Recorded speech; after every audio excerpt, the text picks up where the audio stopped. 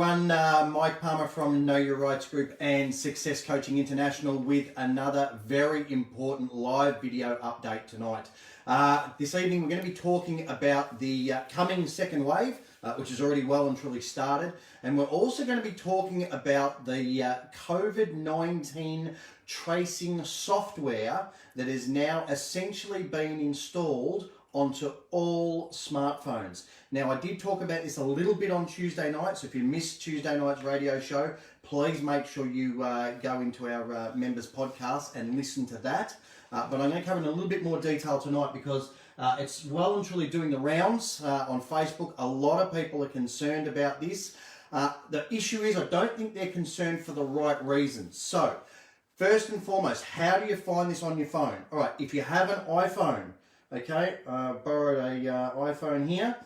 You go into settings, you go into privacy, and in privacy you go into health, and you'll find it there, COVID-19 exposure logging. All right, so that's how to find it on an iPhone. And if you've got an Android, we'll look at that here. So you go into settings and then you go into your Google, and I'll just take my details off the top there, and again you'll see the COVID-19 exposure notifications there. So first and foremost, don't panic. It doesn't mean that you are being tracked and traced. If you go into those settings, they will show you that it's not active, it's turned off, and it won't work without an applicable COVID-19 app. Okay, in Australia, obviously, that's the COVID Safe app. All right, so don't be concerned about that, but do be concerned about how the hell they got it there. Think about this for a moment. Every smartphone, unless you have a very old one, okay, some of the original iPhones and some of the original Android phones that haven't had software updates won't have it, but any of the newer ones that are 3-4 years old will all have it on there. You can have a look and check for yourselves. So how did they get it there? Okay, this isn't something that ScoMo just said, yeah, let's put this onto Australian phones. This is on all phones. Okay.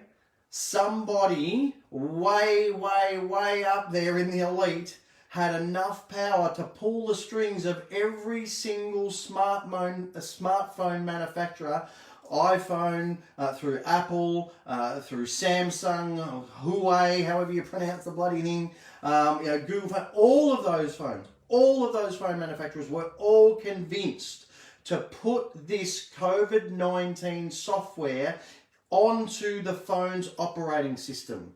Okay, you don't just click your fingers and make that happen.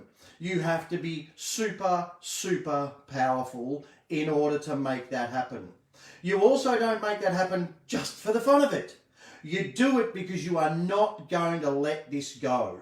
Okay, you are going to milk this for every drop that you possibly can. Think about it. We still have hundreds of thousands, if not millions, of flu deaths every year. Do we have a tracking and tracing app for the flu? No, of course not. Did we have any of this stuff back when they had SARS or bird flu? No. Did we have vaccines for SARS and bird flu that were forced upon us? Did they lock down the whole country, the whole world for SARS and bird flu? Did they send people and companies into absolute bankruptcy over SARS and bird flu, or for the influenza flu every year? No. This is something special. This is something significant. This is all about control. Okay? They are not going to just let this go. Okay? So again, don't be too much caught up on the, they're tracking and tracing me. Be way more concerned about who did this, how much power and authority have they got, whose strings are they pulling, and how has this been able to happen. That's what you need to be thinking about. Think about the bigger picture. Think outside the square. Okay? And just look at what is going on around you. Okay? I would never normally suggest that you look at the mainstream media, but for the purposes of this point, Go and have a look at what is happening in Victoria. Most of the shelves in Melbourne are already empty of toilet paper.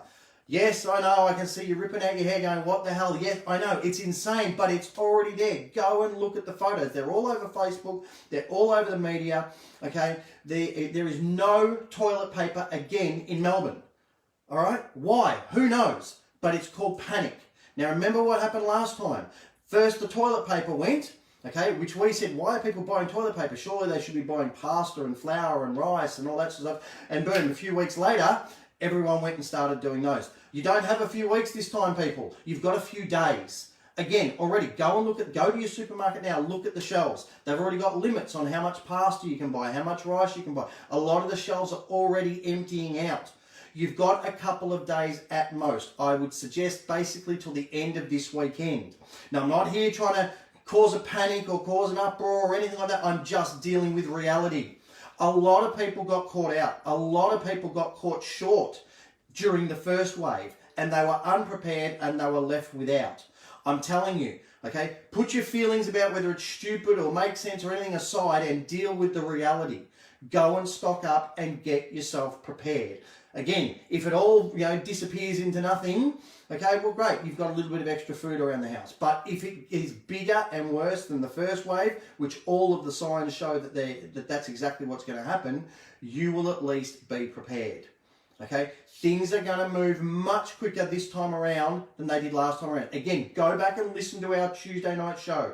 I said this just on Tuesday night. It's about to start. People are starting to go for toilet paper. I said that Tuesday night. Today's Thursday night. It's already gone.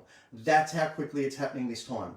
All right? The panic is going to set in. People are going to freak out even worse. Now, you might go, oh, but that's in Victoria, that's in Melbourne. Well, you think it's not going to reach to your state as well? It started here in Victoria and Melbourne last time, okay, and spread out to other states too. Okay, so it's coming to your state, it's coming to your town. Get in now and get prepared. Okay, I'm here trying to help you. I'm here trying to warn you. I'm here trying to prepare you. Okay, now what else is happening in Melbourne? Because remember, we are the guinea pig. I've said this on our radio show and stuff. We're the guinea pig. They trial us, see what people will put up with and what they can get away with. If we don't, if we all just roll over, fold over and just say, yes, sure, no problem, 3 bags full, whatever, then they bring it into the other states. So, same thing. They are talking about locking down specific suburbs in Melbourne. The military are already here. They're talking about using the military to go and knock on doors and force people to do tests. If they come back with a positive test, whether that's a false positive or not, they don't care. They are going to force you to self-isolate for 14 days, and then they're going to force you to have another test. This is so incredibly invasive. Despite you showing no symptoms, okay, not being sick in any way, shape or form, they're going to force you to do these tests. Okay, they're using the military this time around. This is serious. It's starting in Melbourne, it's starting in Victoria, but it will almost certainly spread to other states. Okay, why is it starting in Victoria? There's been 15 to 20 cases per day. That's it. 15 to 20 cases per day in a population of 6.5 million. Okay, these are hardly staggering figures. Okay, and it's not even 15, 20 people a day dying. Oh no, it's just 15 or 20 people a day testing positive according to their test, which we already know are very unreliable. There's false positives, there's false negatives. Okay, they're conducting, insane numbers of tests, of course. Just statistics will tell you if you have that many tests that you do each day, sure, the odd one here and there is going to come back positive. Okay, this does not give you authority to lock down suburb by suburb. It does not give you authority to put the military in the street, and it certainly doesn't give you authority to have those people knocking on your door, forcing you to take a test. Okay, we're going to get into that in a bit more detail on Sunday night's video, but I really wanted to keep this focus, okay, on that COVID-19 app, getting people thinking about the bigger picture, getting people to understand why this second wave is absolutely inevitable. It is absolutely inevitable. They are not going to go to the trouble of installing that software in all smartphone operating systems just to let this slide away in a couple of weeks or months. Okay, that is absolutely not going to happen. So be prepared for it. Be aware of what's already happening in Melbourne, and prepare yourselves if you're in Melbourne or certainly in other states as well before it comes to you. Okay, and again, while we're talking about being prepared, being aware, okay, our rights are being constantly eroded through this whole scamdemic. Grab a copy of the Know Your Rights book, the essential step-by-step manual for understanding your rights. There is an entire chapter on mandatory vaccinations. How far away do you think those are?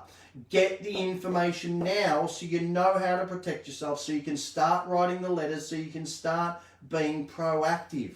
It talks all about the Commonwealth Constitution, how every single law must be traceable back to the Commonwealth Constitution, and what you can do and how you can hold your members of Parliament accountable if it's not. This is vital information that every Aussie needs to have. Go to our website, there's a link in the description, and grab a copy of that book. It's just that simple. Okay. The police are out in force. They're out on the roads. They just had 2 months with significantly reduced revenue. They're going to be policing people coming in and out of other suburbs. There's almost certainly going to be a second wave of lockdowns to some degree or another. Okay, this will teach you, this book will teach you how to deal with the police, what to say, what not to say, what to do, what not to do. Okay, vitally important information on how to deal with the police, how to deal with fines, traffic fines, speeding fines, parking fines, but also you can adapt the information to these ridiculous COVID-19 so-called quarantine fines. Asking for proof of claim, asking for proof of authority. It's all there in the step-by-step letters. Okay, now one of the other massive ramifications that's going to come out of all of this, of course, is the financial ramifications. Already people are hurting, already people are suffering. Okay, so if you feel that you're getting to that point where things are getting tight, and it's likely that they're going to get tighter as more businesses start to shut down, there's more restrictions brought in, don't wait till it's too late. Don't wait till the debt collectors are knocking on your door or serving you with paperwork. Grab a copy of the Bank Secrets book. Learn how to successfully challenge all unsecured debts. Credit cards, personal loans, the whole lot. Learn how to find out if your home loan could be one of the $500 billion worth of liar loans that's currently in existence in this country. Vitally important information for anyone, okay, who's struggling financially. So, I'm going to finish off as I always do. Remind us, we're just about to go into another weekend. There are going to be big changes, especially in Victoria, this coming weekend, and most likely they will flow into the other states very quickly as well. So as we embark on another weekend, please get informed, get educated, get fired up, and get proactive and take action. Thanks, and we'll talk to you all again on Sunday night.